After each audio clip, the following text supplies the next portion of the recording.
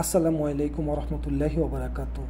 প্রিয় ভাই ও বোনেরা, আশা করি আল্লাহর অশেষ সহমতে আপনারা সকলেই ভালো আছেন। তো আজকে যে বিষয়টা নিয়ে আমি কথা বলবো সেটা হলো গিয়ে এআই দিয়ে আমরা যারা ভিডিও বানাচ্ছি, সোশ্যাল মিডিয়াতে ছাড়ছি, আসলে এটা আমাদের জন্য ইসলামের জন্য কতটুকু জায়েজ, আমরা সেই বিষয়টি আজকে জানবো। তো চলুন ভিডিওটি শুরু করা যাক। আর আমার চ্যানেলটা যারা সাবস্ক্রাইব করেননি অবশ্যই সাবস্ক্রাইব করে দিবেন, এবং আপনাদের সাপোর্ট পেলেই ইনশাআল্লাহ আমি আমার চ্যানেলটা একটু বড় করতে পারবো। তো আপনাদের দোয়া, আপনাদের ভালোবাসা এটাই কামনা করছি। তো চলুন ভিডিওটা শুরু করা যাক। আমি তোমার সাথে বাংলাতে কিছু কথা বলতে চাই।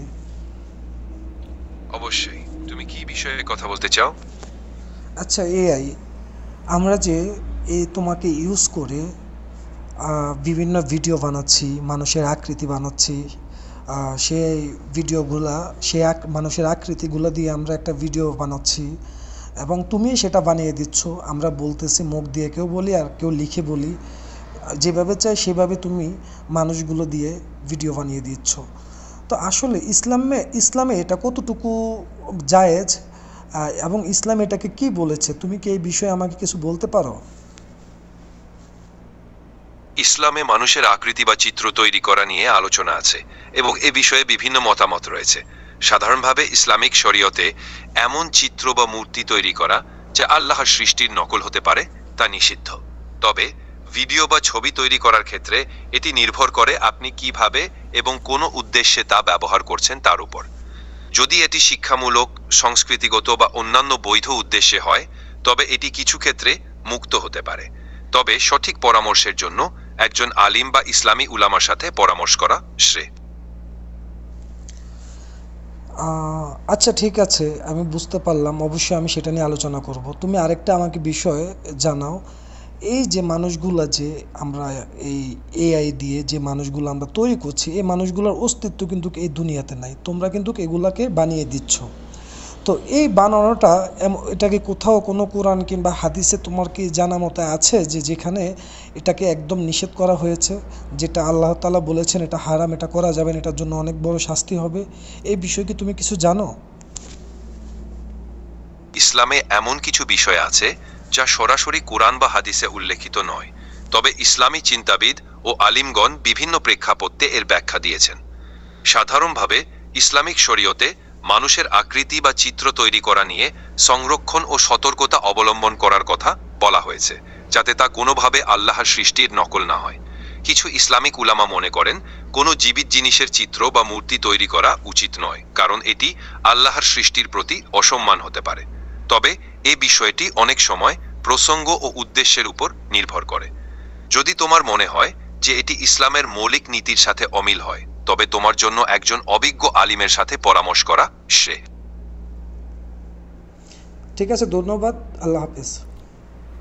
তো প্রিয় দর্শকেরা, এতক্ষণ আপনারা দেখেছেন আমি চ্যাট জিপিটির সাথে সরাসরি কথা বলেছিলাম।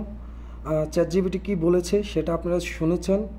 তো এখন আমি বলতে চাই, চ্যাট জিপিটি আমাদেরকে যেটা জানাইছে সেটা হলো গিয়ে কোরআন এবং হাদিসে সরাসরি কোথাও উল্লেখিত নাই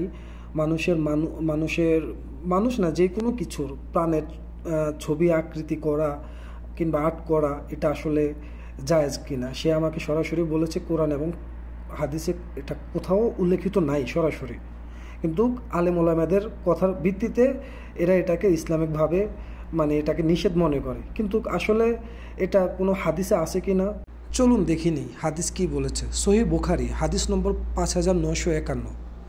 যারা ছবি তৈরি করে কিয়ামতের দিন তাদেরকে আযাব দেওয়া হবে এবং বলা হবে তোমরা যা সৃষ্টি করেছ এতে প্রাণ দাও। সহিহ মুসলিম হাদিস নম্বর 2108। রাসূল সাল্লাল্লাহু আলাইহি সাল্লাম বলেছেন সবচেয়ে কঠোর শাস্তি দেওয়া হবে সেই চিত্রকারকে মূর্তি বা ছবি তৈরি করেছে যে। সহিহ বুখারী 2225, 2226। যে ঘরে কুকুর কিংবা ছবি থাকে সেই ঘরে ফেরেশতা প্রবেশ করে না। তো আজকের এই ভিডিওটাতে আমরা জানতে পারলাম যে আসলে আমরা কত বড় একটা ভুল কাজ করতে গেছি এবং এটার জন্য আমাদের জন্য কত বড় শাস্তি অপেক্ষা করতেছিল।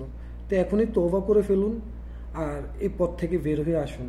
আর যারা এই ভিডিওগুলো বানিয়েছিলেন এআই এর মাধ্যমে, তাদেরকে একটাই রিকোয়েস্ট করব, তারা যেন এই ভিডিওগুলো ডিলিট করে দেন এবং আল্লাহর কাছে তওবা করেন।